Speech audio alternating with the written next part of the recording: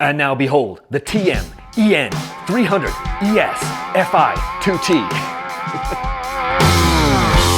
Okay, listen up. A miracle has happened. I have in the back of my truck a freaking unicorn. It actually even looks like unicorn because there's a bunch of white on it and blue, which I'm pretty sure unicorns have white and blue on them based on the pictures that my daughter shows me. It's a 300 two-stroke. The thing is fuel injected, it's oil injected, it is handmade, it is a thing of beauty. See, TM is the brand, EN stands for Enduro, 300 is how many cc's it has, ES might be electric start, FI I think is fuel injection, and 2T is that it's a two-stroke. But I don't know if we need TM EN 300 ES FI 2T in the name. And I have to keep looking at it on my whiteboard down here. TM EN 300 ES FI 2T. What in the I can't even tell you how long people have been begging me to get one of these TM racing dirt bikes. Now these things are actually pretty hard to come by. They're basically handmade in Italy. Most of the parts on this bike are actually manufactured by TM themselves. There's very few things that aren't like they put, oh, and there's some weird stuff too. They put a Brembo brake on the front, which they don't make, and they put a Nissan brake on the rear, which they don't make. There's a few things, you know, like they've got if you look at your braking components and your clutch components, like your levers and things, they don't make that. But so many of the parts on this bike, they actually make themselves. And I had never even seen a TM dirt bike in real life until I went to the dealer here in Utah locally. And well, I contacted him earlier and said, I want to get one of your bikes. And you know, we had put down a deposit and everything. And then the bike eventually showed up. So I couldn't be more excited about this thing, even though I don't know why it's TM EN 300 ES FI 2T. And yes, I keep looking at that down at my whiteboard. I don't know why it has so many letter designations, but alas, it does. This bike is going to be absolutely sick. Now, here's some of the things. So I already weighed, in fact, let's just talk about the weight of this thing. I should have this up on my website by the time this video comes out, but the thing weighed in at 245 pounds. So it's kind of right in the middle range of what a lot of the dirt bikes are. I know that maybe it's not quite as light as well, I don't think it's quite as light as like the KTM like 200 or 250 XC and 300 XC is this year in 23, but it does have a kickstart. There's some really cool stuff. Oh, and then I had the factory installed. I opted for the radiator fan to be factory installed on this bike. And it has an arming switch, which the dealer put on here for me to get rid of some of the issues that people have with the electronic power valve. No, I haven't ridden the bike yet, but yes, I'm very excited to do that. And I fill the bike full of fuel, so that's how much it weighs. With these things on here. It does come with these hand guards, and there is a skid plate on here that isn't going to be the skid plate I'm going to use. I'm going to put an AXP Extreme skid plate that I got from the dealer on this thing, which will cover my linkage. You'll see that the rear wheel is off right now, and that's because I installed my review tires on this thing, which is an IRC VE33S, and on the front I've got the Bridgestone X31, which is kind of like the newer version of the Bridgestone M59. They also do not make their wheels. These are Excel Takasago wheels, but they do make their own. I believe they're making these. No, that's a Galfer brake disc, so that they didn't make that. But they do make even like the sprocket. So this is a TM Racing sprocket here. Looks like, how many teeth? So it's a 49-tooth sprocket. I don't know what the front sprocket is. Probably like a 13 or something. Maybe, I don't know. But there's so many cool things with this bike. I have just ridden it up into the back of the truck. I haven't done anything else with it, but I have heard that there are some issues with the power valves kind of doing like a resetting thing or whatever. There will be a lot more information on that.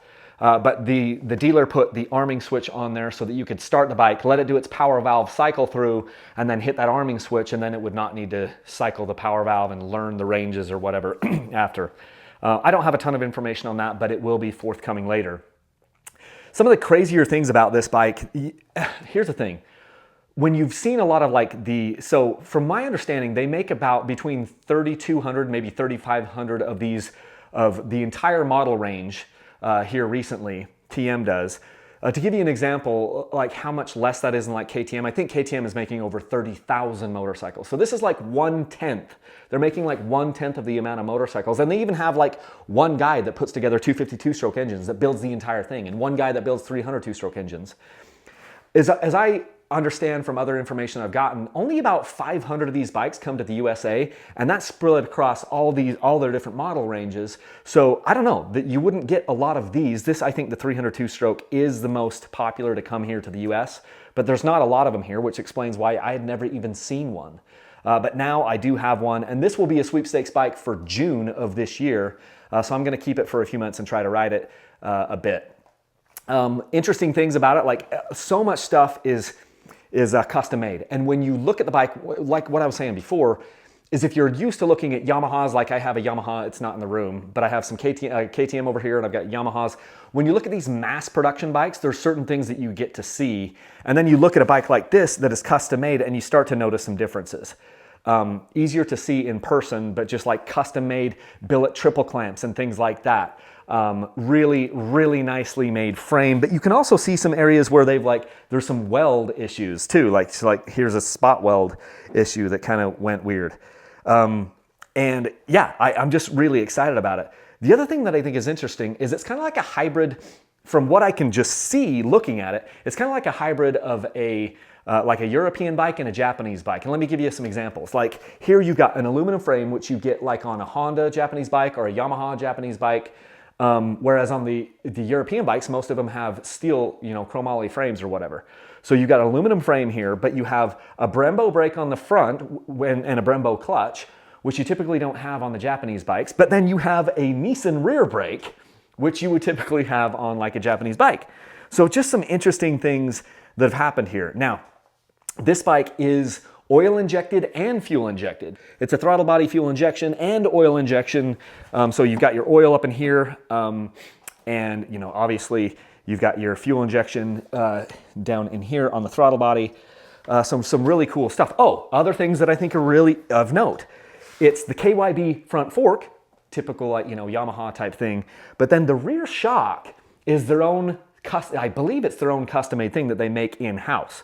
So that's very interesting. You've obviously got your electric start and you have a backup kickstarter, which I know a lot of the hard enduro guys love. I don't believe that you can change the bar position on this triple clamp. That's kind of a downer because it's just one solid mount here, and it doesn't appear that you can move that forward or back. Now, the bikes do come with signal lights because it's an Italian-made bike, and I think the bikes over there have to kind of be street legal. So I had the dealer make sure they didn't put on the signal lights and things. We took off the tail light assembly because I don't love those. I've got it over here in a box. But then you have a high beam and a low beam, which is just kind of funny. Like this is like, I don't know if you can see this, but it's super, like that is a weird Cyclops style headlight. And then you've got a map switch here, map 1 and map 2. There's a trip computer on this thing, and it even had a horn. Now, of course, I had the dealer make sure that the horn was not on it when I got it. So it came in this trim, which would be an off-road style trim, and then I put fuel in the bike. And before I took off my tires, which I don't love the tires that come with it, I took those off and I just weighed it at the 245 pounds. Now, what am I gonna do to the bike in order to ride it? I put on tubeless front and rear. I'm gonna put on a rear disc guard. I'm gonna put on the AXP Extreme skid plate. I think I have some radiator braces. I can't remember which ones I went with, some radiator guards. But that's about it. I may put different grips on here. It's a domino style throttle tube. So I may put on some lock-on grips here after I ride it a couple of times and some bar ends. But yeah, super cool. HGS pipe. I think this is, it looks like they make their own silencers. It says TM Racing on here. But yeah, just some really cool stuff that you don't see on a lot of bikes. Another thing I noticed, which we'll have to get used to, is it looks like the foot pegs come out basically completely flat, just like you see on the Shercos. Now, I don't love that. I love more of a cantilever up, like an angled up foot peg, like you see on Yamahas, Hondas, KTMs, Gas, Husqvarna, all those types. Even the Suzukis have, and even the Betas will have an upward canted foot peg. Sherco makes a flat foot peg, and this TM Racing is pretty much a flat foot peg as well. So we'll have to see how that works. It's interesting how the brake lever here is a solid piece. It does not flip away, flip back, whereas on the other side, on the shifter, it looks pretty much like a KTM shifter. I don't think it is a KTM shifter, but it does look like one if you're just looking at that. Other funny things, like little little kind of weird things about the bike. I don't know if this is gonna show this. Let me just check. I think it will. But see your kickstand, it doesn't stay down. They've got it basically made so it only stays down if there's weight on the kickstand. As soon as you take the weight off the kickstand, it flips up, and then you've got this little thing here, this little rubber thing to stop your to stop that from going down. But that's just kind of a quirky thing where it's like that will not stay down unless there's weight on the bike. So if you have it on the kickstand and then you like stand it up straight, the kickstand will come up and then you could drop the bike down on the ground, which would be kind of embarrassing. So super excited about the bike.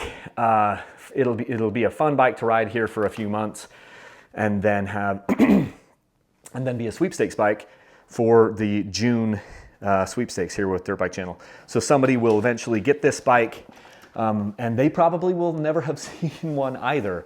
But I'm just super excited about it. There's no way that this could have been made possible without the support of you guys. So if you're using like the Rocky Mountain ATV links, I love that. The links are down in the video description.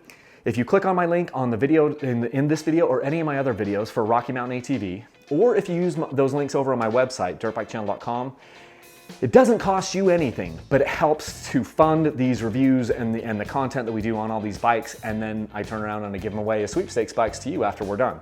So that's what'll happen with this 2023 TM EN 300 ES FI 2-stroke.